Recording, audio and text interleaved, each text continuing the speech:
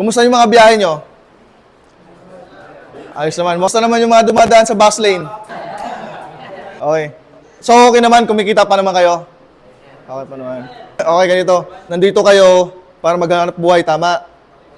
Okay. Dapat mag-ingat. Sino may mga anak na? Tapos kamay. Marami ah. Sino yung mga walang anak?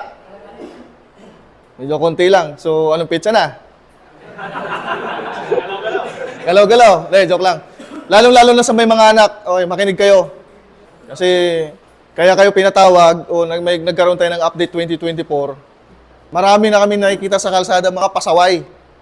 Maliban sa dumadaan kayo ng bus lane, pagka may stoplight, di kayo humihinto pag nakaka-read yung signal light doon. Dumidire-diretso kayo. Minsan di kayo marunong tumingin sa side mirror, di kayo marunong lumingon. Nakakasagi kayo, nakakabangga kayo. Resulta nun, aksidente. So pag namatay kayo, sinong kawawa? Hindi, pamilya. Kawawa yung anak ninyo. Kaya lagi nyong itanim sa isip ninyo yung pagmamaniho nyo. Hindi biro yung hanap buhay nyo. Andun na tayo, madali lang kumita. Pero delikado yung hanap buhay ninyo. Hanggat maaari nga, kung alam nyo may iba pa kayong pagkakakitaan, alam nyo kikita kayo, mas mag-focus kayo dun. Kasi ang MC Taxi, napakadelikado talaga. So ayaw namin na oobligahin talaga namin kayo. So choice nyo yan. Basta mag-ingat lang kayo. Kasi iniisip din namin yung pamilya ninyo, yung mga anak ninyo. Insurance natin, 1 milyon. Tama? Sino makinabang pag wala kayo? Isang pare. Wala naman siguro may gusto ng 1 milyon, di ba? Mag-ingat kayo. Bumiyahe para sa pamilya, para kumita. Higit sa lahat, mag-ipon kayo. Hindi tayo nandito para wala lang. So mag-ipon kayo hanggat kumikita kayo sa Joyride. Pag nakaipon kayo, maghanap kayo ng way o business ninyo para kumita. Huwag nyong isipin na habang buhay Joyride biker kayo.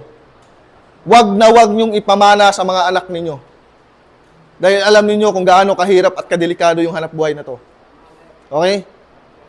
Dito kayo, sinimulan nyo na. So hanggat kumikita kayo, mag-ipon kayo. Habang bumabiyahe kayo, isipin nyo lagi yung mga anak ninyo, pamilya ninyo.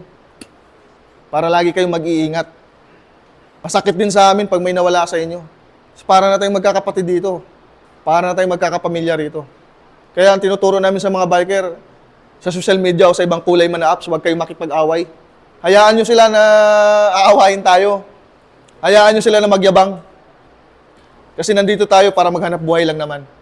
Hindi tayo kikita na makipag-away sa kanila, makipagsagutan sa social media. Okay? Kahit anong kulay man yan, kakampi pa rin natin sila. Wala namang ibang magtutulungan. Tayo-tayo lang din mga rider. Pag sa oras na may nangangailangan sa daan. Tama, mali? O, diba? Kaya sana, huwag na kayong pumatol. Alam namin yung iba dyan, mga loyal talaga ng Joyride. I-humble lang tayo. Biyahe lang. Okay? Okay ba tayo doon? Pwede ba walang aksidente sa inyo? Mag-ipon na ba kayo? So mag-ipon na kayo. Kasi hindi natin alam yung takbo ng panahon. Okay? Pag-uwi ng bahay, andun si kumpare. Pare, inom tayo. Laki ng kita ko. Tapos pag nagkasakit ka, malalapitan mo ba? Hindi lahat ng kumpare malalapitan mo. Hindi lahat ng kaibigan malalapitan mo. Andyan lang yan sila pag may nakita silang kapakit-pakinabang sa'yo. Kahit nga pamilya, tataluhin ka pa eh. Di ba? Kaya maging diskarte kayo. Mag-ipon sa sarili ninyo. Mga professional kayo. Hindi naman kayo makapasok dito kung hindi kayo professional eh. Sana mag-ingat kayo palagi. Wala na sana akong makitang nangangamuti sa kalsada. Mag-ingat, mag-ipon, bumiyahe lang ng maayos. Choice nyo yan, malaya naman kayo eh. Ang sa amin lang, kung ano may diskarte ninyo gagawin, kahit anong hanap buhay man yan, basta wag nyo lang i-involve yung Joyride uniform. Yun lang naman eh. So malaya kayo. Una pa lang, may kalayaan na nga kayo sa apps, pwede kayong mamili. Ayaw natin magyabang, okay? Hayaan nyo silang magyabang. Be humble lang, wag kayong magyabang. Okay, yun lang. So kung makita nyo ako sa gasoline station, sagot ko yung full tank nyo. Legit yan ha, marami na akong binigyan yan. Alam nyo naman natin yung motor ko. Yung may decals na Joyride yun eh. So pag nakita nyo ako kahit saan gasoline station nagpagas ako, lapit lang kayo. Okay? So mag-ingat kayo palagi ha, makinig sa orientation. sir.